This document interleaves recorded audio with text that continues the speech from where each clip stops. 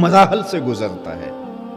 تو وہ ان کہانیوں کو بیان کرتے ہوئے جب عید کا چاند طلوع ہوتا ہے تو بچے اپنے مکانوں کی چھتوں پہ چڑھ کے عید کا چاند دیکھتے ہیں، اور چاند جب نظر آ جاتا ہے تو پھر وہ نیچے آتے ہیں تو اتنی خوشی ہوتی ہے کہ سرشاری کے عالم میں بچے 3 سیڑھیاں پھلانگ رہے ہوتے ہیں۔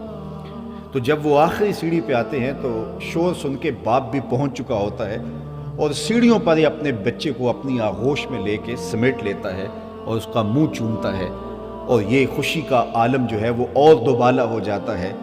اقبال کہتے ہیں کہ جب یتیم واپس آتا ہے سیڑھیوں سے تو اس کو اپنے بازو میں سمیٹنے والا کوئی نہیں ہوتا، اور پھر وہ گھر اندر جا کے اوندا لیٹ جاتا ہے اور اس کے آنسو بستر میں جذب ہو رہے ہوتے ہیں۔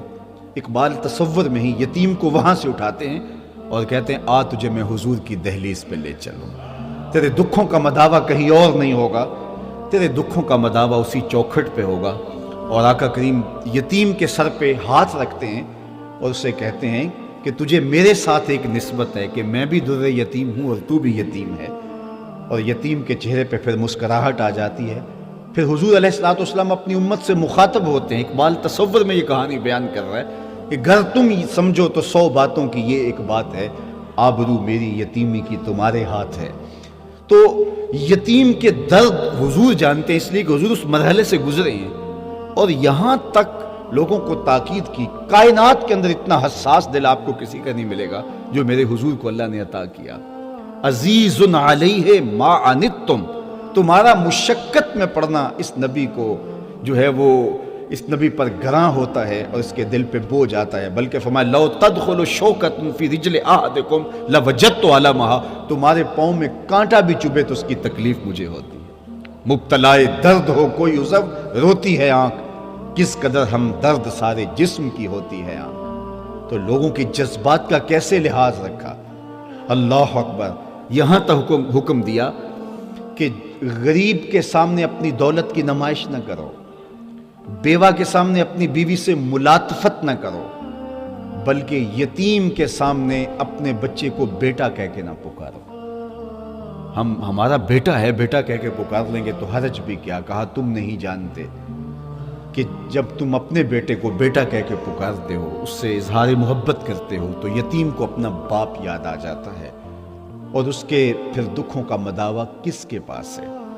اس لیے سید سلیم گیلانی نے کہا تھا کہ امیر آدمی آسائش نہ چھوڑیں، نمائش چھوڑ دیں تو غریبوں کی جان سوکھی ہو سکتی ہے۔ لیکن ہم لوگ اپنے رویوں سے، اپنے طرز زندگی سے لوگوں کی اذیت کا سامان بنے رہتے ہیں۔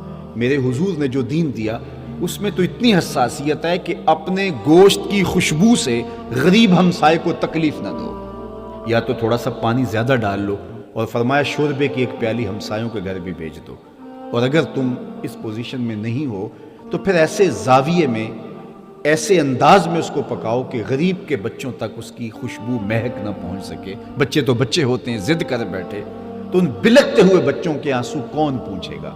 وہ کیا کسی نے کہا تھا نا، دوپہر کو سلا دیتی ہے بچوں کو وہ اس ڈر سے گلی میں پھر کھلونے بیچنے والا نہ آ جائے۔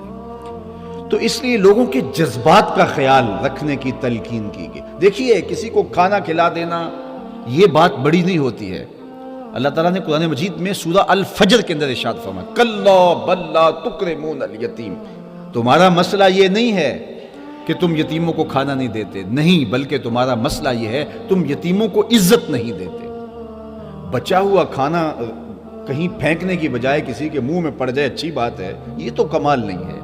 اصل عزت نفس بڑی چیز ہے، اس کی محرومی کے احساس کو ختم کیا جائے۔ میرے حضور علیہ السلام نے ارشاد فرمایا اس کائنات میں سب سے اچھا گھر کون سا ہے؟ اگر آپ سے پوچھا جائے سب سے اچھا گھر کون سا ہے، جو عالی نسب سوسائٹی میں واقع ہے؟ سب سے اچھا گھر کون سا ہے؟ جو ساحل کنارے ہے، جس کے لان کشادہ ہیں، جس کے کمرے کھلے کھلے ہیں، جو کسی پرفضا مقام پر ہے؟ سب سے اچھا گھر کون سا ہے؟ فرمایا سب سے اچھا گھر وہ ہے جس گھر میں یتیم رہتا ہو اور اس کی عزت بھی ہوتی ہو۔ دو چیزیں فرمائی، جس میں یتیم رہتا ہو اور اس کی تکریم بھی ہوتی، چاہے وہ 2 مرلے کا کٹیا کیوں نہ ہو، تو وہ ایک ایسا نورانی گھر ہے کہ آسمان سے فرشتے بھی جھک جھک کے اس گھر کی زیارت کرتے۔